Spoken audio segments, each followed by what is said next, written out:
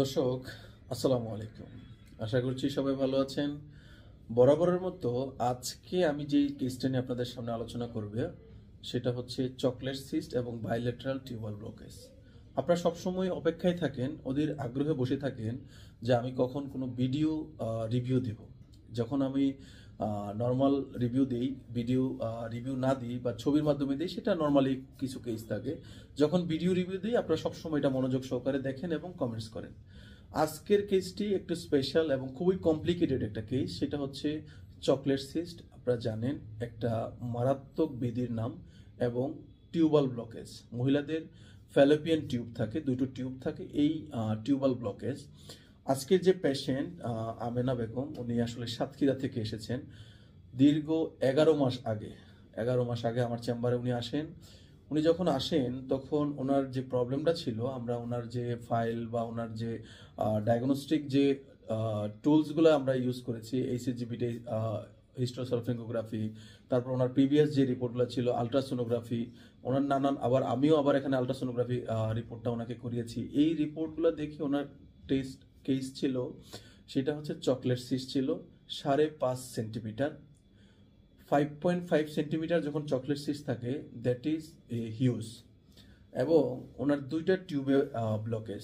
হতাশার চরম পর্যায়ে যখন উনি আমার চেম্বারে আসেন, তখন তার আগে উনি এটার জন্য নানান চিকিৎসা উনি নিয়েছেন, এবং বিভিন্ন সময়ে যে যেটা বলেছে সেই ধরনের ট্রিটমেন্টে নিয়েছেন।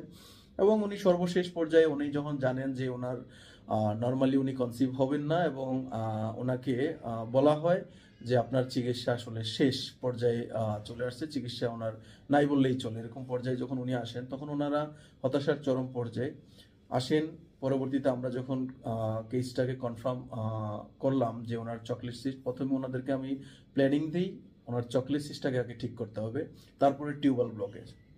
দুইটা প্ল্যানিং নিয়ে আমরা আগাই। প্রথমে আমরা হাজবেন্ডকে কোনো ধরনের কোনো ট্রিটমেন্টে যাই নাই। হাজবেন্ডের রিপোর্টটা যেহেতু নর্মোজোস্পার্মিয়া ছিল, আমরা জানি যখন মেজর কোনো প্রবলেম থাকে হাজবেন্ড বা ওয়াইফের, ওই মেজর প্রবলেমটাকে আমরা নর্মাল করে নিই। এটা আপনারা অলরেডি জানেন, আমার প্রিভিয়াস ভিডিওগুলোতে আমি এটা বলে এসেছি। সো যেহেতু ওনার এই দুইটা প্রবলেম আছে, ওনাকে যে ট্রিটমেন্ট প্রোটোকলে, আমার যে ট্রিটমেন্ট প্রোটোকল, সেই প্রোটোকলে আমরা নেই। এবং প্রথম 5 মাস পরে ওনাদেরকে আবার একটা আলট্রাসোনোগ্রাম করি। আলট্রাসোনোগ্রামে 5.5 থেকে ওনার 4.3 সেন্টিমিটারে চলে আসে। তারপরে আরও ট্রিটমেন্ট ওনাদেরকে আবার কন্টিনিউয়াসলি যেই প্ল্যানিংয়ে আমরা যাচ্ছিলাম সেই প্ল্যানিংয়ে চলছে, এবং পরবর্তীতে ট্রিটমেন্ট চলতেছে। সিস্টের সাইজ কমছে। তারপরে আবার টিভিএস টেস্ট করাই, সেখানে আমরা ফলিকুলার সাইজ, অনেক সময় দেখা গেছে চকলেট সিস্ট থাকলে ফলিকুলার ম্যাচিউরিটিটা আসে না, হ্যাঁ, ইম্যাচিউর থাকে।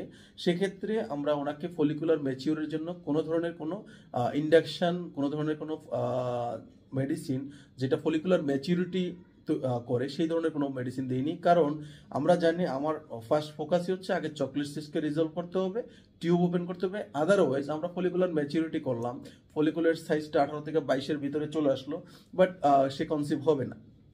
সেক্ষেত্রে আমরা ট্রিটমেন্ট করতে চলমান রইল। এবং সর্বশেষ উনি 11 মাস পরে আজকে উনি গতকাল উনি আমাকে জানায় যে ওনার যে পিরিয়ডটা ছিল, পিরিয়ডটা 7 দিন মিস হয়েছে। ওনার পিরিয়ড ছিল 7 দিন মিস হয়েছে, এবং পিরিয়ডটা নর্মালি যখন আমরা চিকিৎসা করি প্রথম অবস্থায় ইরেগুলার ছিল, মাসে মাসে পিরিয়ডটা হতো না, ব্যথা ছিল, এবং যে অ্যাসোসিয়েটেড যে কন্ডিশন, অ্যাসোসিয়েটেড যে সিমটমসগুলো ছিল চকলেট সিস্টে, সেগুলো সবগুলোই ছিল ওনার ভিতরে।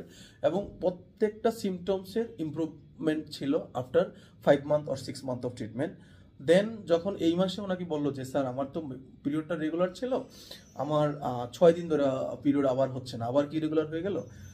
আসলে ওনারা আশাও করেনি যে ওনার রেসপন্সটা এত দ্রুত চলে আসবে, বা চকলেট সিস্ট বা টিউব ব্লকের এই ক্ষেত্রে ওনার যে রেসপন্সটা চলে আসবে, যদিও 11 মাস ট্রিটমেন্ট হয়েছে। তারপরে আমি বললাম একটা স্ট্রিপ টেস্ট করেন। স্ট্রিপ টেস্ট করলেন, 2 দাগ আসলো। যে কাঙ্ক্ষিত একটা এই ধরনের কাপলের যে দীর্ঘদিন প্রচেষ্টার পরে যাদের একটা কাঙ্ক্ষিত রেজাল্ট, তাদের স্বপ্ন বলতে পারেন, সেটা হচ্ছে একটা প্রেগনেন্সি স্ট্রিপে 2টা দাগ আসা। হ্যাঁ, ঠিক তাই আসলো। ওনার আসলে বিশ্বাস হলো না। পরবর্তীতে হাজব্যান্ডকে বললো আরেকটা স্ট্রিপ কিনে নিয়ে আসেন, সেটাও করলো। সারা রাত হাজব্যান্ড ওয়াইফ ঘুমায় নেই। পরের দিন আবার স্ট্রিপ টেস্ট করলো, আবারও 2 দাগ আসলো। পরবর্তীতে আমার কাছে সকালবেলা যখন আসেন, আমি তখন বললাম বা আমাকে যখন জিজ্ঞাসা করে আমি বললাম তাহলে আপনারা এটা নিয়ে কনফিউশনের কিছু নাই। বিটা এইচসিজি যেটা আমরা জানি কনফার্মেটরি একটা টেস্ট প্রেগনেন্সির জন্য, কনফার্ম হওয়ার জন্য beta HCG test is the confirmatory test for the pregnancy confirm. So beta HCG এবং ইউরিন ফর প্রেগনেন্সি টেস্ট আমরা আবার ল্যাব টেস্ট করাই, সেক্ষেত্রে ইউরিন ফর প্রেগনেন্সি টেস্টও পজিটিভ আসে। এবং বিটা এইচসিজি আমরা জানি মোর দেন 5 যখন হয় তখন ইটস এ প্রেগনেন্সি। হ্যাঁ, সো ওনার আজকে যেহেতু মাত্র 6 দিন পার হয়েছে, ওনার এখন বিটা এইচসিজি ছিল হচ্ছে 38 বা 39 পর্যন্ত ছিল, তার মানে কনফার্ম প্রেগনেন্সি। হ্যাঁ, সো আল্লাহর অশেষ রহমতে আমার এই ভাই স্ক্রিনে ওনার ছবি ভাসছে এবং ওনার যে প্রেগনেন্সি রিপোর্টটা ভাসছে, আল্লাহর অশেষ রহমতে আজকের এই ক্রিটিক্যাল কেস ওনার আজকে মুখে সাফল্যের হাসি, চেম্বারে আসেন, মিষ্টি নিয়ে আসেন। যদিও আসলে মিষ্টিটা বড় ইস্যু না, ইস্যুটা হচ্ছে ওনার যে ভিতরে একটা আত্মতৃপ্তি, ওনার যে জীবনে সবসময় ওনারা ক্লান্ত ছিল, ভাবতে ভাবতে হতাশার চরম পর্যায়ে ছিল, এটা আজকে অবসান হলো। এবং আমার নিজেরও ভালো লাগে যে আল্লাহ তাআলা এমন একটি কেস, এত কমপ্লিকেটেড একটা কেসের চিকিৎসক হিসাবে, এতে উসিলা হিসাবে আমাকে আল্লাহ তাআলা নিযুক্ত করেছিলেন। এটা আমারও ভালো লাগা। আমার এই পেশেন্টকে আসলে সত্যি তাদের শুকরিয়ার কোনো শেষ নেই। আলহামদুলিল্লাহ, আমিও বলছি আল্লাহ তাআলার কাছে অশেষ শুকরিয়া। এই কেসটা সাকসেস হওয়ার পরে, সকল কেস সাকসেস হলেই ভালো লাগে, বাট এই কেসটা সাকসেস হওয়াতে আমার অনেক অনেক বেশি ভালো লাগছে। এবং আপনাদেরকে সবসময় আমি একটা কথা বলি, আমার যখন যে কোনো রিভিউ দিই, ভিডিও রিভিউর মাধ্যমে আমি সবসময় আপনাদেরকে একটা অ্যাডভাইস দিয়ে থাকি, পরামর্শ দিয়ে থাকি, সেটা হচ্ছে কুসংস্কার থেকে দূরে থাকা। সবসময় আমি বলে থাকি এই ধরনের কেসের ক্ষেত্রে নানান জাতের সমাজে কুসংস্কার রচিত আছে, নানান জাতের কুসংস্কার হবে না। যেহেতু ওনার ওয়াইফের বাচ্চা হবে না, এই ধরনের সেক্ষেত্রে ফ্যামিলিয়াল পক্ষ থেকে তার ফ্যামিলি হয়তো বা সাপোর্টিভ ছিল, বাট অন্যান্য জায়গায় দেখেছি আমরা নানান কুসংস্কার, তার সাথে কথা বলা যাবে না, সে তাকে নানান ভাষায় তাকে ছোট করা হয়, সমাজের কোনো একটা প্রোগ্রামে গেলে তাকে নিয়ে কটূক্তি করা হয়, তার চিকিৎসা হবে না, তার বাচ্চা হবে না, তাকে ছেড়ে দিতে হবে, এই ধরনের কুসংস্কার প্রচলিত থাকে। আমি সবসময় আপনাদেরকে বলি এই ধরনের রোগীদেরকে সাপোর্টিভ হন, এমন কোনো কথা বলবেন না, এমন কোনো ব্যবহার তাদের সাথে করবেন না যেন তারা মেন্টালি ডিপ্রেস অবস্থায় চলে যায়। এই ধরনের সমস্যায় মেন্টাল ডিপ্রেশনটা খুবই ক্ষতিকর এবং তার চিকিৎসার ব্যাঘাত ঘটায়। এই চিকিৎসাটার জন্য তাকে মেন্টালি ফ্রি থাকতে হবে এবং সঠিক চিকিৎসকের কাছে তাকে যাওয়ার জন্য পরামর্শ দিতে হবে। আপনারা যদি তাদেরকে সহযোগিতা করেন, বাংলাদেশে অসংখ্য অগণিত ভালো ভালো ইনফার্টিলিটি চিকিৎসা করে এরকম ডক্টর আছে, তাদের সহায়তায় তাদের পরামর্শ নেবেন, পরামর্শ নিয়ে সঠিকভাবে চিকিৎসা করবেন এবং চিকিৎসার পরে কাঙ্ক্ষিত যেটা মা হওয়ার যে স্বপ্ন, বাবা হওয়ার যে স্বপ্ন, এই স্বপ্নটা বাস্তবে রূপান্তরিত করবেন।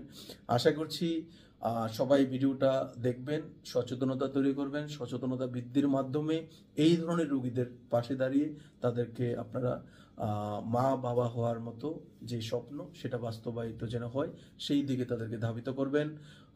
দোয়া করি, কনগ্রেচুলেশন আমার এই পেশেন্টকে। আপনারা আমার জন্য দোয়া করবেন এবং সচেতন থাকবেন, ভালো থাকবেন। আসসালামু আলাইকুম।